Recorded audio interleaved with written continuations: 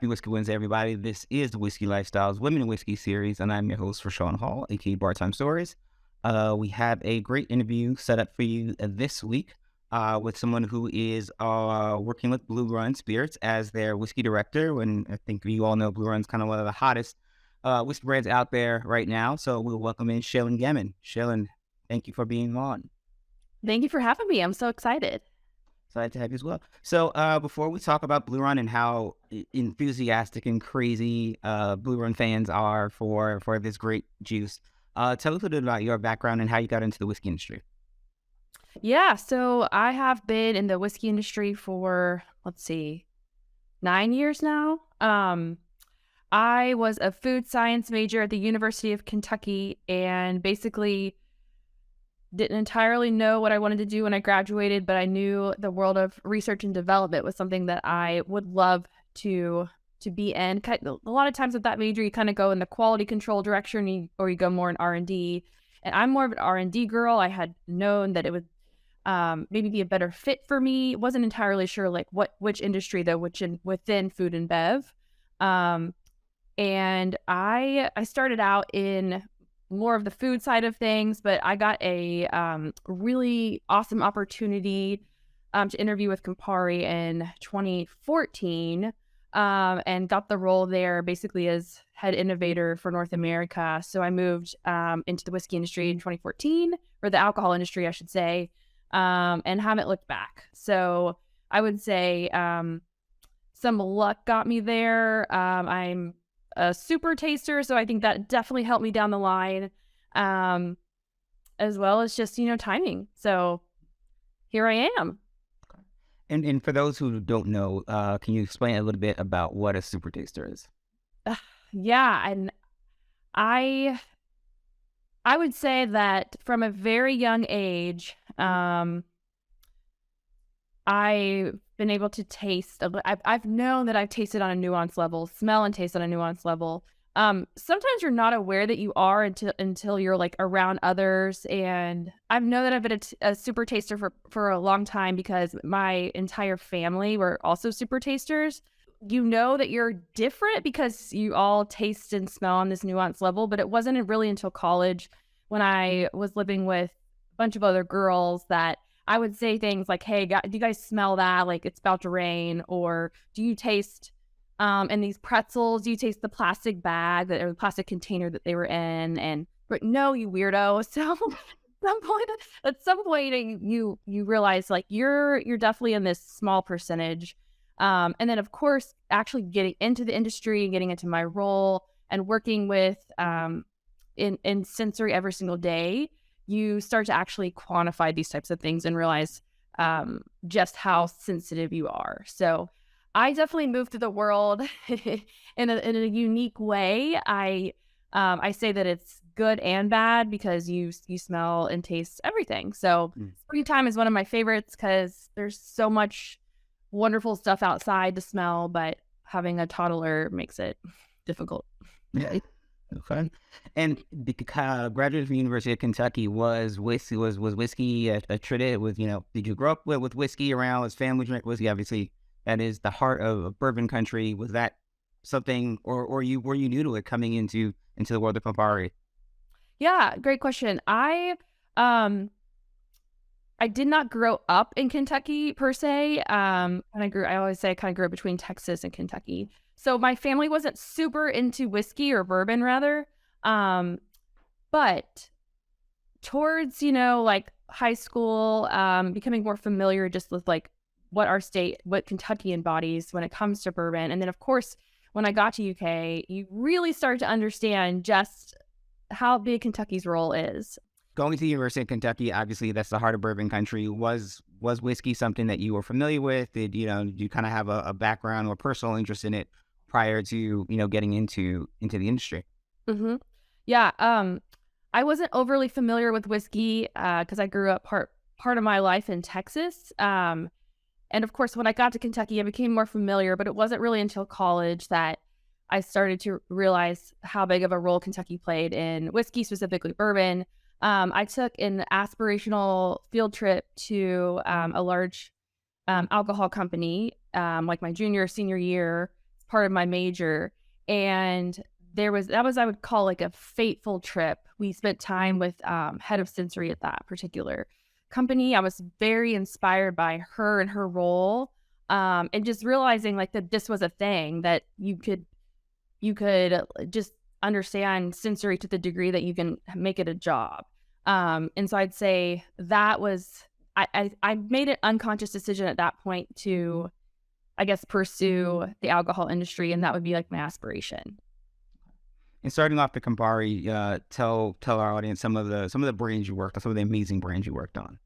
Yeah, I was very fortunate, being really the aside from my boss, I was the only innovator really for North America. So I worked on all spirit types. I worked on everything from Sky vodka, so flavored vodka, or a DSS, distilled spirit specialty, to, of course, whiskeys, Wild Turkey, any new product coming out of Wild Turkey. So that most of the LTOs that were coming out were with Russell's Reserve or Master's Keep.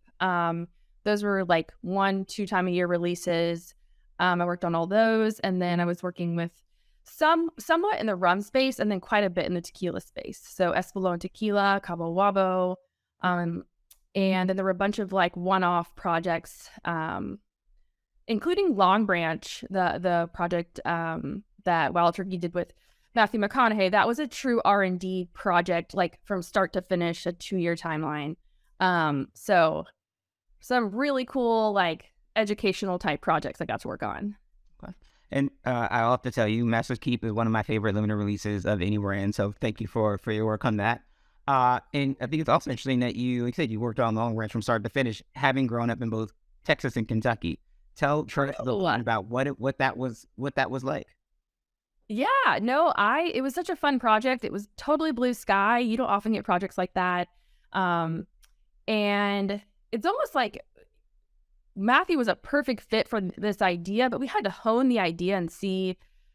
You kind of start out with so many ideas, and you have to figure out which one actually works. So that's the fun part. And I was actually in the lab, like physically, taking the charcoal, hitting it with a hammer, playing around with the sizes, and understanding, okay, at this size for this amount of time, at this concentration, there's this much extraction, or there's this much adding to the whiskey. And so that was, as you can imagine, a lot of trial and error. And in the end, like, he was really pleased with the product, and we considered it more of like a entry, like, it was lower proof, and it was more, I think the charcoal, what it wound up doing was making it like a bit more mellow in some ways. And so we liked that offering. Wild Turkey, as as a brand, is typically a bit more bold and in your face. So Long Branch was a bit more of a introduction if you wanted to kind of ease into bourbon. And so obviously you make the move to Blue Run, which is where you've been for the last year or so. Tell us Yeah. a little bit about Blue Run Spirits, and then what led you to this whiskey director role. Yeah. Man, so one of the things I loved about Blue Run that has continued to captivate me is, at the time, I was the first official hire. We've since hired quite a few people. So we're moving fast, but the initial, like, the 5 founders, none of them came from the whiskey industry. And so with that, they bring this very fresh perspective, because they don't have like what whiskey should be in the back of their mind. They're like truly bringing their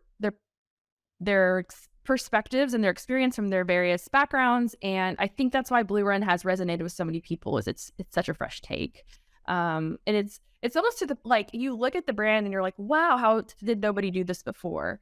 So I'm really proud to be a part of Blue Run and everything they stand for. They seeked me out. I was super interested in getting to know them more. And we were like talking when they were so brand new, and just to see the brand blossom.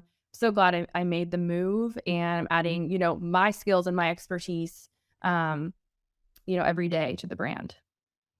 And being employee number one, what was it? What were you looking to create in that spirit when you dived into creating a brand new whiskey brand? I mean, I know what I have to bring to the table with my technical background, my sensory background. I have the like artistic, neat science background to bring. But I was other than that and like kind of helping like back of house stuff like inventory and like, planning this many years out and that, just kind of helping with basic needs. I was excited to be at the forefront of a company and see like to get exposure to parts that I would otherwise never get to. Like with maybe my last job. And so everything, I'm just like, I have a lot of questions. I always want to learn, like, it's just my personality. So whether it's, finance or marketing or sales, like I have so much to learn about sales, like all of this, I'm on a daily basis, like learning so much. And that was a big enticing part of why I wanted to come and be part of a small company. And has the success of the brand, what is the success of the brand then? I mean, like I said, it's been a year, you were your first employee, but you guys have taken off. You had this amazing Chosen series for a single barrel, which is very March Madness theme. You Yeah. announced recently the new distillery is opening, or you got the kind of design for this beautiful new distillery that both of which you can read about on the Whiskey Lifestyle website. But what is this like seeing just this tremendous response for, something that, you all just got started with? Oh man, it's so surreal. Um, it's truly, you have to take a step back and just take in the moment.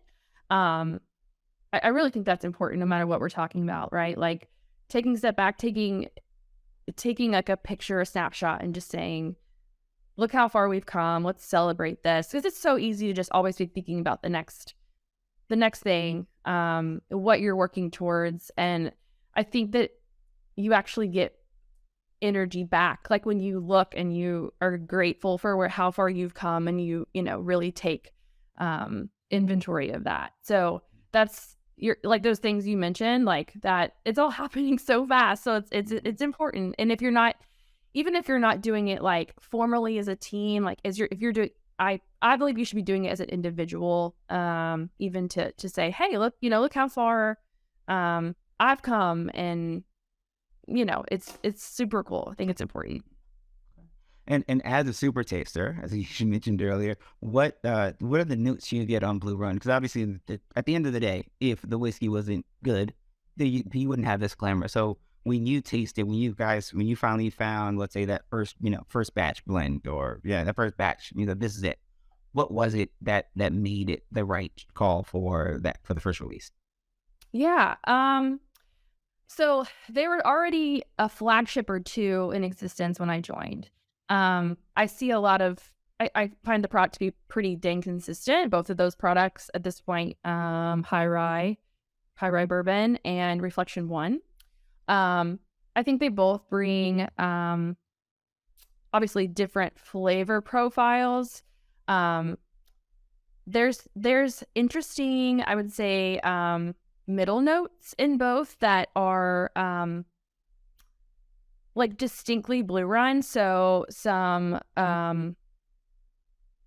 like a stone fruit type of like a peach fuzz. Like there's some notes in there that I think make Blue Run staples what they are. So, and of course we could sit down and do like a full tasting and go through it, but I do think that the offering, especially at like two different proof points and two totally different, occasions for drinking, like they're very they are perfect for what they are. One at 111, one at 95. I think they stand up against any other product in their class any day. Especially being Jim Rutledge distilled, they have those distinct notes. And obviously, you mentioned working on Wild Turkey. So with Russell's, you're working with Jim Rutledge now. What is that like to have that kind of access to these huge figures in history in terms of, again, you're asking a lot of questions, as well as impacting kind of how you do your job? Yeah, lots of pinch me moments, lots of observation, like just, working with the Russells for many years, all three generations, really, like Jimmy to Bruce.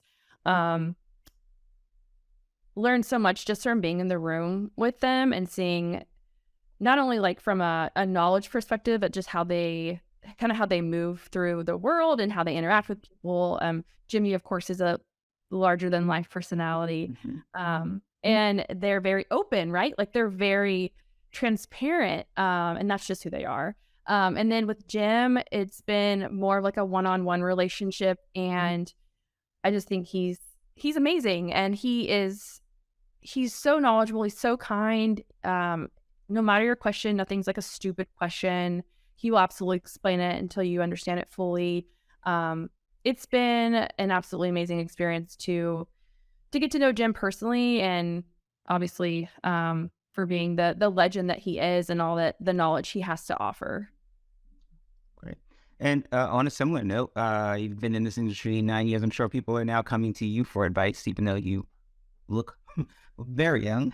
What is a piece of advice that you would have given you when we're asking this of every guest? What's a piece of advice you would have given yourself or someone like you 5 years ago Oh man. who's looking to get into this industry or Mhm.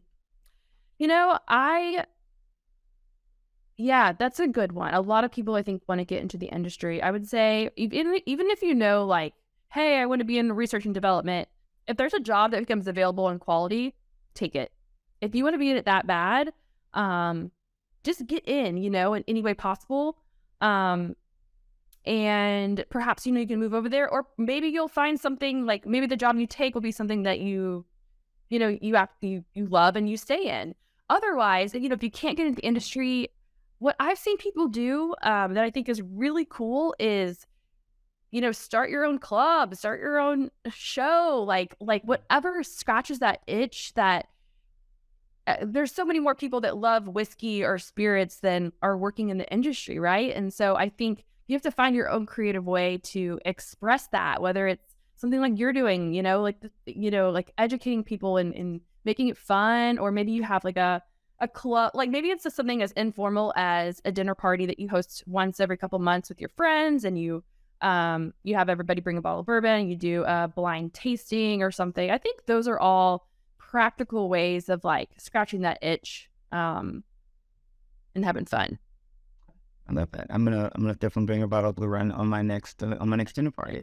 So, lastly, we always end with a fun, lighthearted theoretical question. So, we'll ask you if you could have a pour of Blue Run anywhere in the world right now, where would it be and why? Anywhere in the world. Anywhere in the world. Ugh, you're talking to like a travel lover. So, gosh, let's see. There's so many places. Um, I would say right now the Alps are speaking to me. Um, I think in the Alps, like just a picturesque, like cabin in the middle of a meadowy, thinking like Sound of Music vibes. Um, maybe the drink would have like a some cool botanical, like a nearby local botanical that is infused into it or something. That sounds pretty awesome. Okay.